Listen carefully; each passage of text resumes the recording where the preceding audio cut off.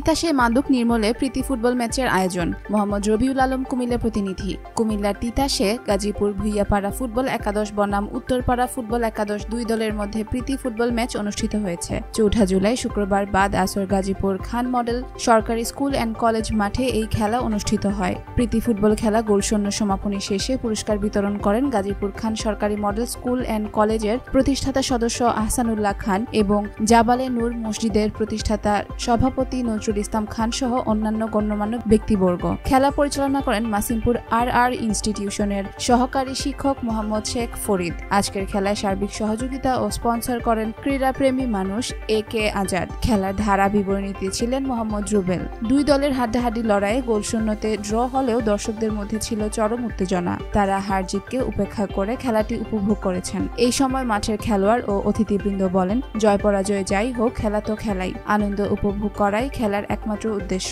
তবে আমরা যুব সমাজকে মাদক থেকে দূরে রাখতেই প্রতি মাসে একটি করে প্রীতি ফুটবল ম্যাচের আয়োজন করে যাব। বিগত বছরগুলোর মতোই সবসময় এমন সুন্দর আয়োজন ভবিষ্যতেও করা হবে। যুব সমাজে যত বেশি খেলাধুলায় লিপ্ত থাকবে ততই তারা মাদক থেকে দূরে থাকবে। মাদকের মরণ নেশা যুব সমাজকে ধ্বংস করে দিচ্ছে। আমরা মনে করি একমাত্র খেলাধুলাই পারে তাদেরকে এই মরণভেদি থেকে দূরে রাখতে। প্রতিটি পাড়া মহল্লায় এমন খেলাধুলার আয়োজন খুব বেশি প্রয়োজন বলে মনে করেন তারা। খেলার আয়োজনে যারা সম্পৃক্ত ছিলেন তারা হলেন গাজীপুর বাজার কমিটির সভাপতি সরকার মোহাম্মদ আতাউর রহমান আপেল, আনোয়ার হোসেন আনু, শাহাবুদ্দিন খান, সুমন মাস্টার, মিঠু, শিরো আক্তার, আব্দুল আজিজ মোল্লা, AK আজাদ, লিটন খান ও আলী আজম খান সুমন প্রমুখ।